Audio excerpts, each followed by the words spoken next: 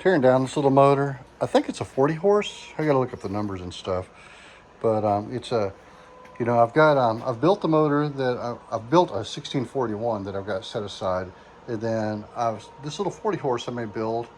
And that way I've got one for both my cars. One for the rag top and then one for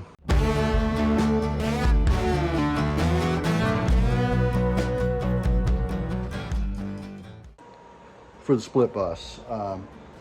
Split bus isn't going to get even started till the end of the year. I've got to get this rag top painted. I'm about ready to. I had bought this this pan here, and it sat outside. Everything on it was fresh initially, but it's got some rust and stuff on it, and the disc brakes. The people that I'd gotten it from had not painted their spindles and stuff, and so I'm gonna take this thing completely apart down to a pan, and then I'm going to suspend it up here on my rack I made when I was painting. And I bought some of this Rust-Oleum 2-in-1 rust reform sealer or seal, so that's what it's going to get a coat of.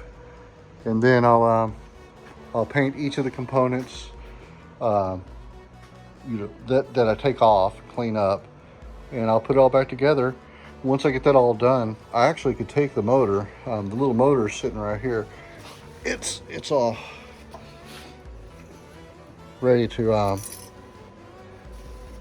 rock and roll. It's sitting there waiting for me.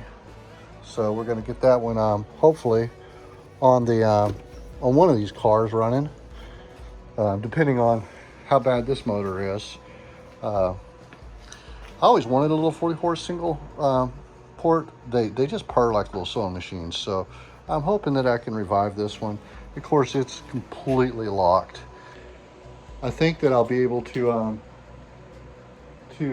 revive it as long as that case is good. But only time will tell. We'll get tore down, take a look at it. Just like the book said, they just slide right off there. You just kind of got to tap them a little bit. Man, this one's fighting me the whole way. I'm just praying that there's anything salvageable in this thing. I just put a split down the sides of these cylinders. I'm gonna have to bust them open and get them off there, but now it's 9 o'clock, so I gotta call it a night. I try never to give up on a motor because it, a lot of these things, they've been around a long time, and a lot of the stuff that's manufactured nowadays is not near the quality. So if one's within spec, I'm gonna use it. So guys,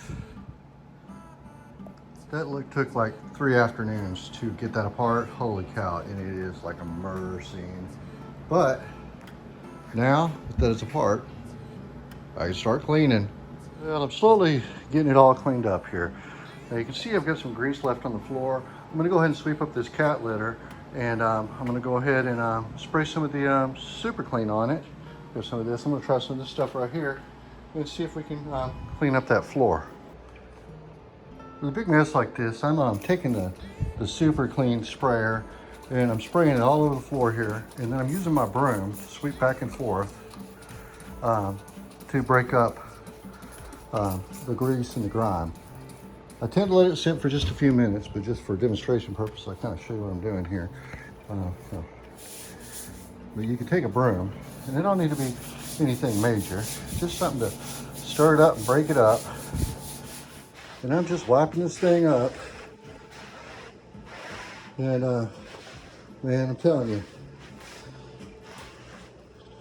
that the super clean works pretty dang good, man. I'm not just kidding you. I mean, you saw what that looked like before. All right, so I've got the motor now inside my parts cleaner. Believe it or not, that's all super clean, and it's probably, I don't know, 2 years old, but it still degreases and works, man. I just got to let it run for a while, and then I'll scrub for a while. We'll clean this block up and see if we got anything that's actually salvageable. We're gonna give it a little kickstart with the foaming product. We'll see how that does. I'm basically gonna spray it down, let it soak, scrub it a little bit, and then we'll go back out and rinse it with the parts cleaner. You gotta remember this motor is 60 years old, and any oil that's been on it has been baked on it because it's an air-cooled motor and they're wearing very, very hot. So You may have to do it a couple times, but it really does a good job. I've never been disappointed with how clean I can get the motor cases. I just hope this one turns out to be a good one. You can kind of tell what I started with.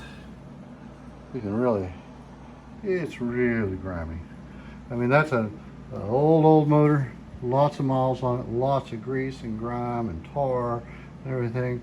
And just put in a little super clean in my tank over there for, I don't know, I scrubbed it on for about 20 minutes.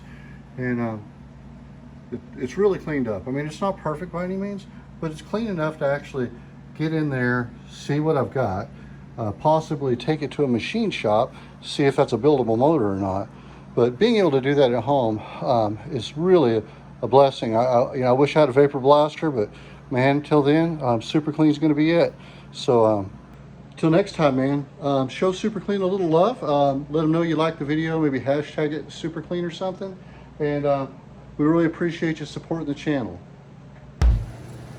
Yeah, now it's time for the other side of that case. Just going to give it a good soaking with the spray. Let it sit for a little bit. And we'll see how this side cleans up.